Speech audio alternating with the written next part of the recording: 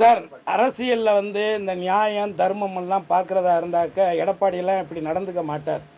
என்னதான் எல்லாருக்கும் ஒரு ஜாதி பின்னணி இருந்தாலும் கூட ஒரு தமிழனாக பிறந்தவனுக்கு நன்றி உணர்வு இருக்கணும். ஏன்னா அரசியலில் ஆதாயத்திற்காக எவ்வளோ பெரிய துரோகத்தையும் செய்ய தயாராக இருக்கக்கூடிய இந்த காலகட்டத்தில் இது ஆண்டாண்டு காலமாக இப்படித்தான் இருக்குது. மன்னர்கள் ஆட்சி காலத்துலேருந்து இப்படி தான் இருக்குது.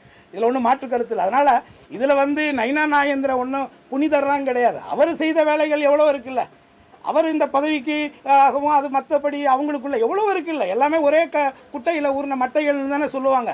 எல்லாம் ஒரே இலக்கத்துலேருந்து ஒரே இடத்துலேருந்து வந்தவங்க தானே. இன்றைக்கி மாற்றி மாற்றி பழி சொல்லிக்கிறாங்க. ஏன்னா இங்கே நீங்கள் கவனிக்கணும், இங்கே கூட பார்த்தீங்கன்னா இன்றைக்கு பிஜேபியினுடைய மாநில தலைவராக நயினா நாகேந்திரன் தேர்ந்தெடுப்பதன் மூலமாக அந்த தென் மாவட்டங்களில் இருக்கக்கூடிய முக்குளத்தூருடைய ஒற்றுமையை உடைச்சி ஏன்னா அதில் இருக்கக்கூடியவர்களே அதுக்கு இதுக்கும் ஆசைப்படக்கூடியவர்களுக்கெல்லாம் பொறுப்புகளை கொடுத்து அப்படி வந்து இந்த ஒட்டுமொத்தமாக இந்த சமூகத்தை வந்து ஒரு அரசியல் அடையாளம் இல்லாத அனாதைகளாக்குவதற்கான ஒரு திட்டத்தை தான் மத்திய அரசு போட்ட ஒரு திட்டத்தை தான் இன்றைக்கு செயல்படுத்தி கொண்டிருக்கிறாங்க. அதுக்கு இந்த முக்குளத்தோர் சமூகத்தை சார்ந்த ஒரு சிலர் சுயநலவாதிகளும் அதுக்கு உடந்தையாக இருக்கிறாங்கிறதா முக்குளத்தோர் புலிப்படையின் சார்பான குற்றச்சாட்டு. அதில் இவர் கட்சி ஆரம்பிச்சிருக்காரு.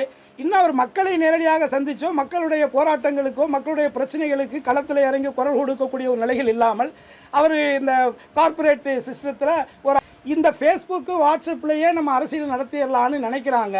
அது எந்த அளவுக்கு கைகூடும்னு எனக்கு தெரியலை.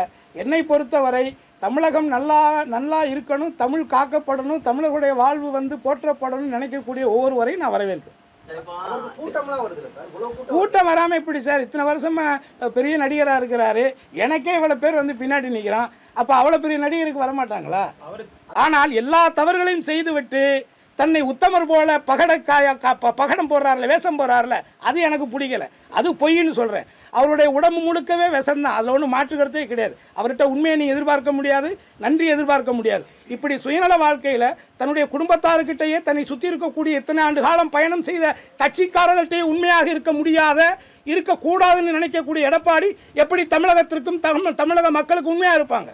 பணமதிப்பு காலகட்டத்தில் 450 கோடி ரொக்கமாக கொடுத்து வசிக்கலாமா வந்து சர்க்கரை ஆலையை வாங்கியிருக்கிறாங்க. இப்போ எஃப்ஐஆர் பதிவு சிபிஐ வந்து வெளிச்சத்தோடு இருக்குது. அவங்கள பற்றி நீங்கள் இவ்வளோ உயர்வாக சொல்கிறீங்க சார்.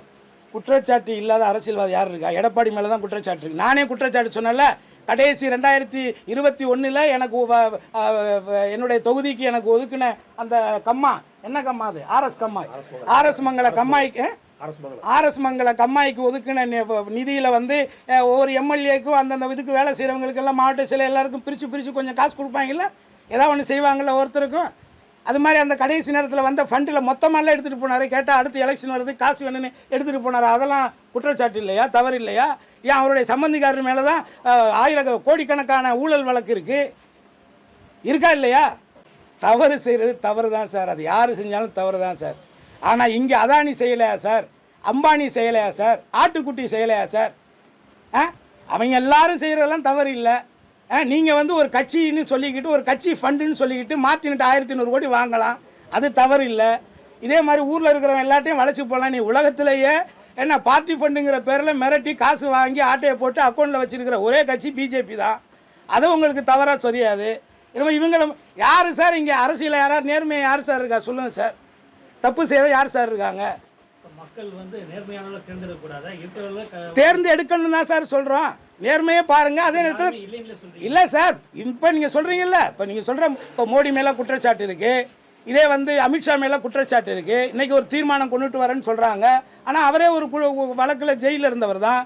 எல்லாத்தையும் பாருங்கள் நீங்கள். இப்போ நம்ம சார் பேசுகிறதுனா யார் வேணாலும் யாரை பற்றி என்ன வேணாலும் பேசிக்கலாம் சார். அது இங்கே பிரச்சனை இல்லை. அடுத்த தலைமுறைக்கு நம்ம விட்டுட்டு போகணும்ல, போகும்போது நம்ம பிள்ளைங்களை நம்பி விட்டுட்டு போகணும்ல, இங்கே வாழணும்ல, அவங்களுடைய அடையாளத்தோடு வாழணும்ல. இந்த அரசியல் என்பது சுயநல அரசியல்.